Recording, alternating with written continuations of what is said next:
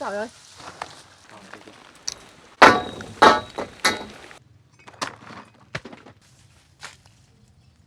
Dừa nè, mướp.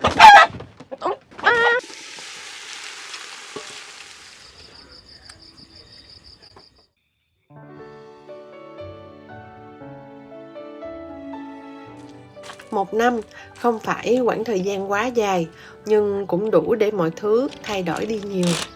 Khu vườn ngày trước giờ phủ đầy lá khô, những lối đi quen thuộc không còn gọn gàng như trước nữa. Cây cối cứ lớn lên, cành lá vươn ra che kín cả một khoảng trời ngày nào. Mấy bụi cỏ ven hàng rào cũng cao hơn hẳn. Căn nhà nhỏ vẫn ở đó, nhưng thời gian đã để lại khá nhiều dấu vết. Mái lá ngày nào che nắng che mưa giờ đã cũ. Qua mỗi mùa mưa lại thêm vài chỗ dột, vài giọt nước mưa rơi xuống gian bếp quen thuộc.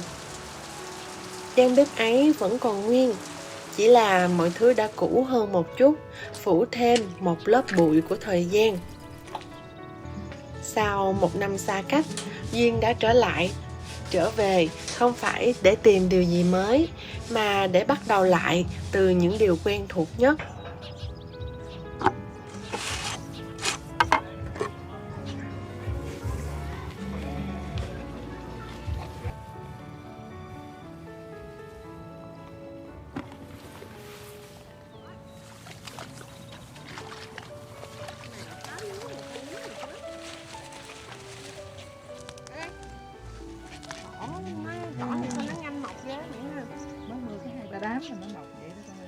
Cái cỏ này mau ghê chị. Mới bữa hổm làm đó, bữa hai mình làm đó. Bữa đó làm quá trời luôn. Hay quá vậy. Cái đó được á mẹ. Cho con mượn á. Vậy mình móc cái sát gốc luôn ha. Nhiều nữa, nhiều cái ba.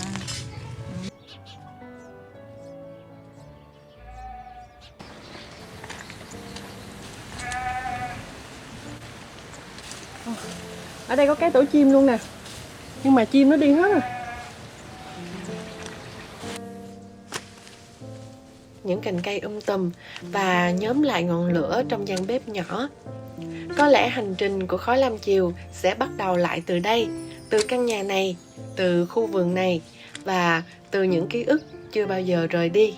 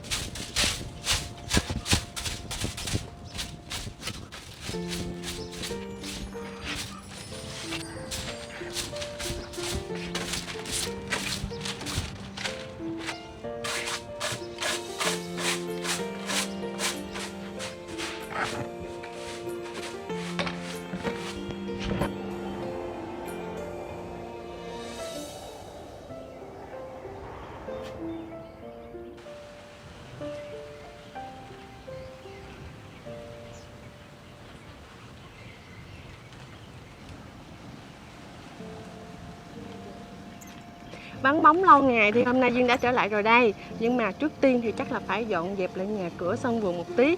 Tại vì mọi thứ nó đang bị bừa bộn quá. Ui.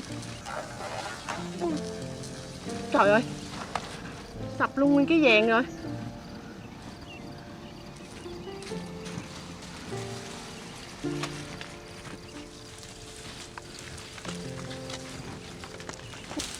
Thiện, em cắt giùm chị cái gốc đó đi Thiện.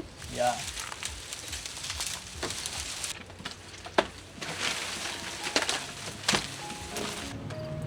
Nè nè, bên đây nè. Đó, chỗ đó. Cây xanh nữa kìa, cây mặn.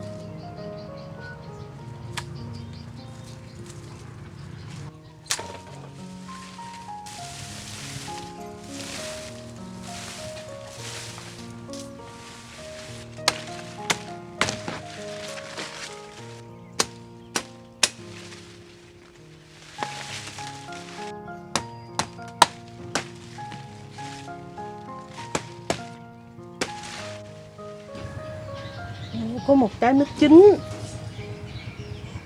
Hèn gì nãy giờ nghe mùi thơm thơm.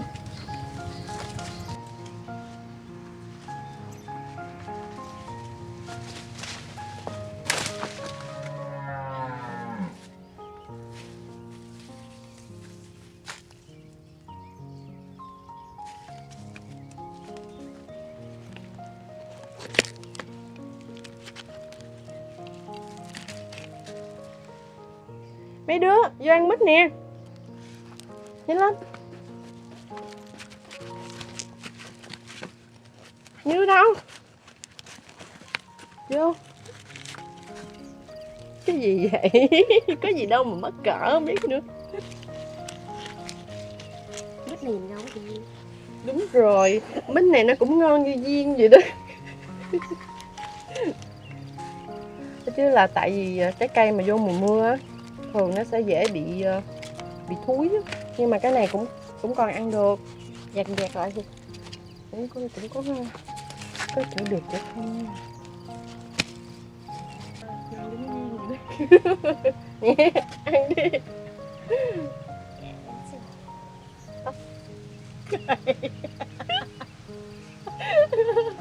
không, cái này là của chị còn lại của em. Được đấy. Hương thuốc thì nó đâu có hư.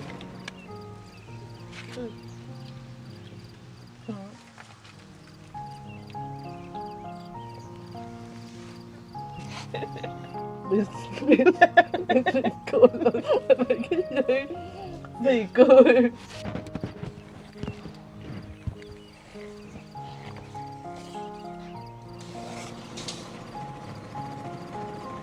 Cái này lạnh mét lọt á. Tính mét lọt đây cho nó dễ, chứ để công thợ đi sớm về trễ.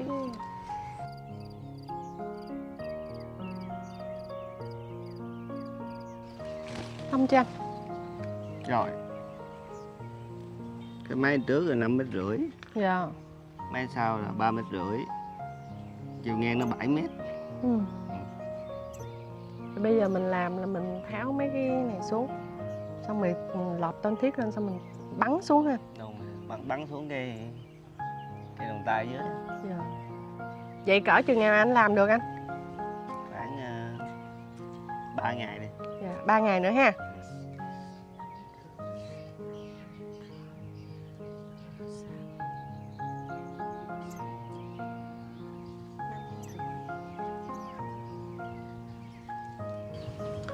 Thôi, chắc lần này phải ngưng cái chuyện lập ton thôi mọi người ơi. Tại vì bây giờ chi phí nó đội lên cao quá. Chắc là xài tạm tạm đi, xong rồi hy vọng là qua được mùa mưa này rồi mình sẽ tích góp để gia cố nó lại thêm sao vậy.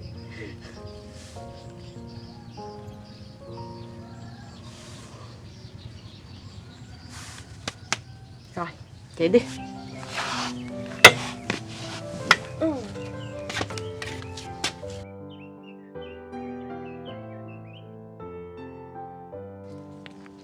Mẹ Lam ơi, cho con xin trái đu đủ em Mẹ Lam.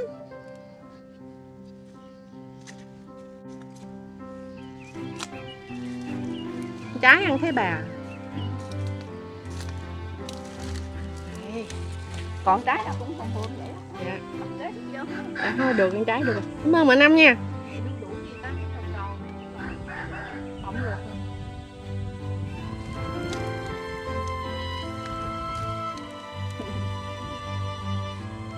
Hai trái này ăn cái bà luôn. Cảm ơn Mẹ Năm nha.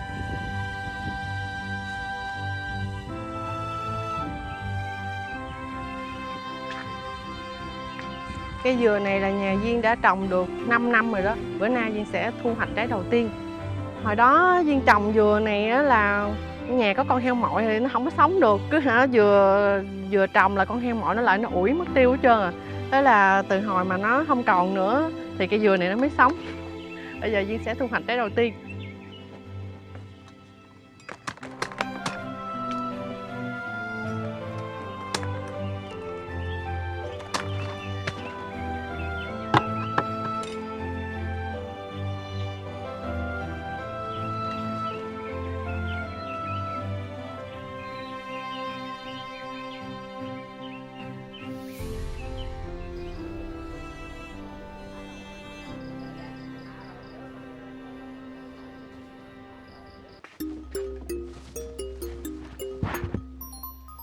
Hôm nay mình sẽ nấu món lẩu gà.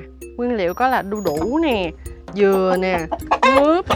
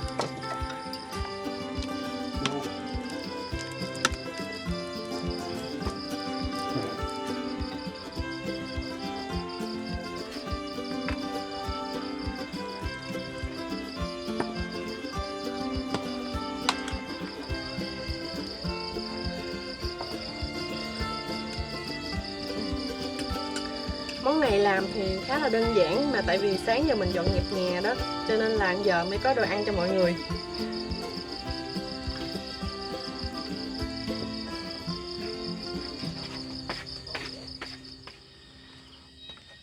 Đồ ăn tới rồi.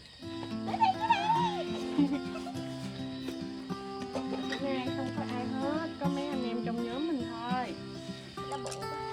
Không.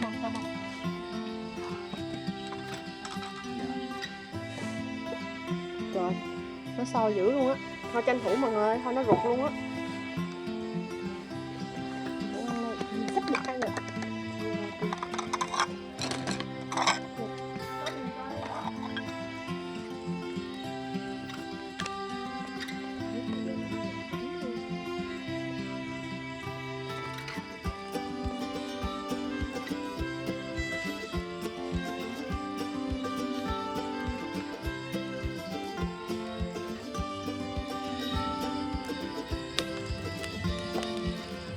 Đứa nào ui cái đằng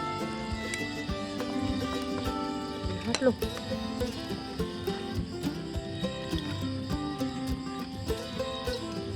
Đặc sản của miền Tây. Chị mà cái nồi lẩu này trời mưa ăn đã lắm ha. Ủa? Trời đâu có mưa đâu chị.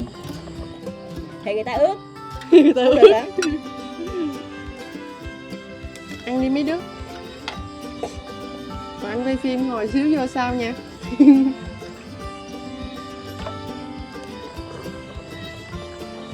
Nè cái đồ này chị ăn không? Chị nha. Thơm.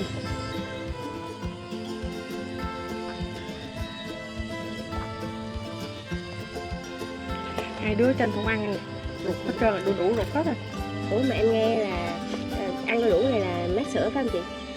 Như vậy hay sao á? Phải không ta? Cho phụ nữ sao xinh. Kẹt cái chữ đó chi vậy?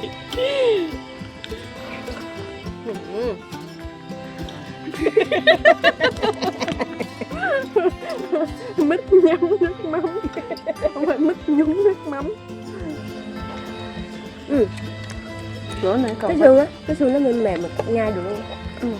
nấu nhiều, nãy giờ nấu ở dưới bếp xong rồi đem lên đây nữa. Sôi quá trời sôi rồi mấy đứa ơi.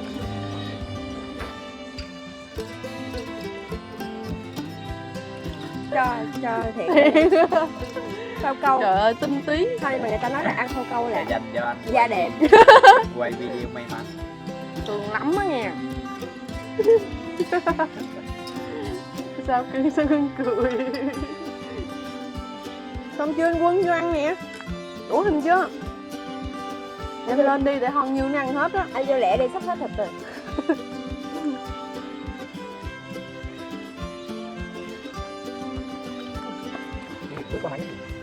Đây, cái chén này. Rồi đây. Cái chén còn là đu đủ là của anh. Ủa, còn cái đua khô câu này. Của anh luôn á. Của anh luôn. Đây là đu đủ nè.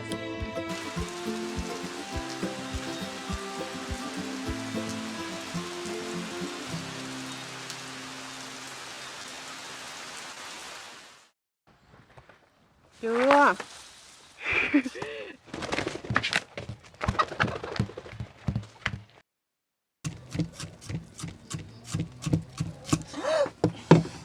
Nữa. Trời ơi, nó bén ha.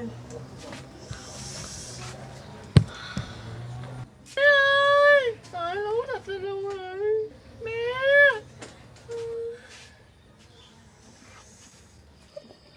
Sao chị xì cười. Năm tụi con đang quay á. Tụi con đang quay đúng rồi. Bỏ một tơi vô. Có thấy em khung hình không?